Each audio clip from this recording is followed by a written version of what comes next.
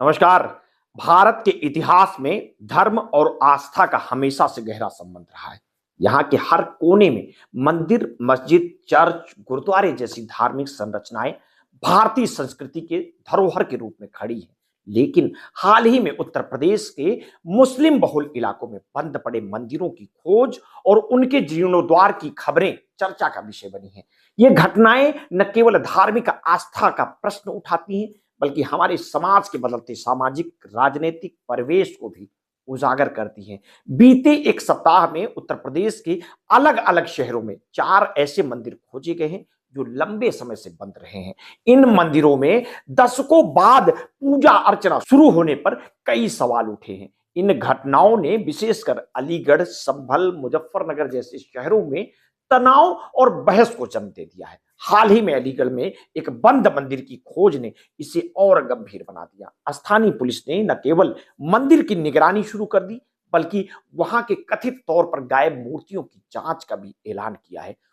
उत्तर प्रदेश के संभल से शुरू हुई इस घटनाक्रम की बात करें तो यह विवाद जामा मस्जिद के आसपास केंद्रित है। हिंदू पक्ष का दावा है कि जिस स्थान पर जामा मस्जिद खड़ी है वहां पहले हरिहर मंदिर था, और यह दावा न केवल भावनात्मक है बल्कि 1879 में भारतीय पुरातत्व सर्वेक्षण द्वारा तैयार की गई एक रिपोर्ट पर आधारित है। कहा जाता है कि मुगल सम्राट बाबर ने 1529 में इस मंदिर को तोड़कर मस्जिद का निर्माण कराया था। हिंदू समुदाय का मानना है कि यह मंदिर भगवान विष्णु के अंतिम अवतार कल्कि अवतार का प्रतीक है। इस विवाद ने कोर्ट को मस्जिद का सर्वेक्षण करने का आदेश देने पर मजबूर किया था। सर्वेक्षण के बाद क्षेत्र में तनाव बढ़ गया और 5 लोगों की मौत हो गई, सैकड़ों लोग घायल भी हुए। ऐसी घटनाएं मुजफ्फरनगर और अलीगढ़ में भी देखने को मिली। मुजफ्फरनगर में धावाला मोहल्ले में शिव मंदिर, जो कभी हिंदू बहुल क्षेत्र में स्थित था, अब खंडहर में बदल चुका है।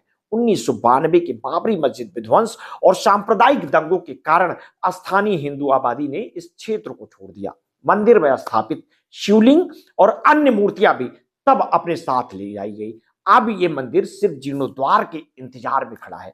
संभल में तो ये स्थिति और भी गंभीर है। खग्गू सराय और हयात नगर जैसे इलाकों में स्थिति 2 मंदिरों को हाल ही में खोला गया है। उनमें से एक मंदिर की उम्र तकरीबन 250 साल बताई जा रही है।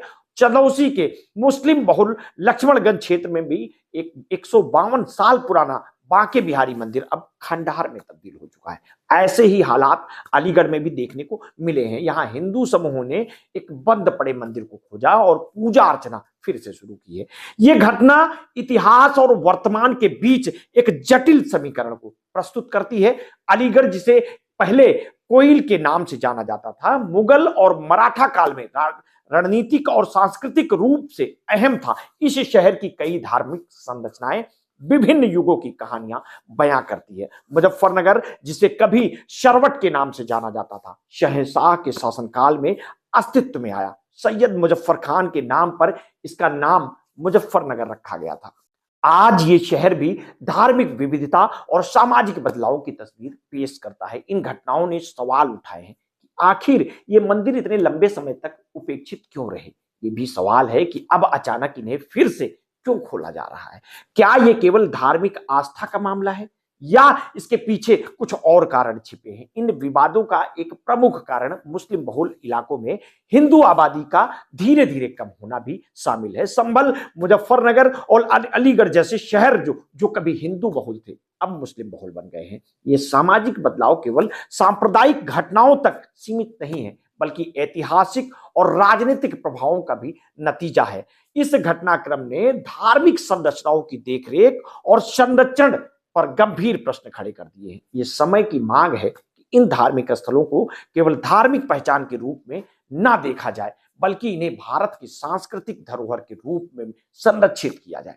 समाज के विभिन्न वर्गों को इस दिशा में एकजुट होकर काम करने की जरूरत है, ताकि इस सांस्कृतिक विरासत को अगली पीढ़ियों के लिए बचाया जा सके। उत्तर प्रदेश में बंद पड़े इन मंदिरों की खोज केवल धार्मिक और सांस्कृतिक मुद्दा नहीं है, ये हमारी सामूहिक जिम्मेदारी को भी रेखांकित करता है कि हम अपने इतिहास और विरासत को संजोने के लिए क्या कर रहे हैं। मिलते हैं किसी नेक्स्ट अपडेट के साथ। आपने अगर अभी तक हमारे इस चैनल को सब्सक्राइब नहीं किया है तो तत्काल कर लीजिए। बेल आइकन दबाना बिल्कुल ना भूलिए। अपने स्वास्थ्य के प्रति सचेत रहिए, सजग रहिए, अपना ध्यान रखिए। बहुत बहुत धन्यवाद। साधुवाद।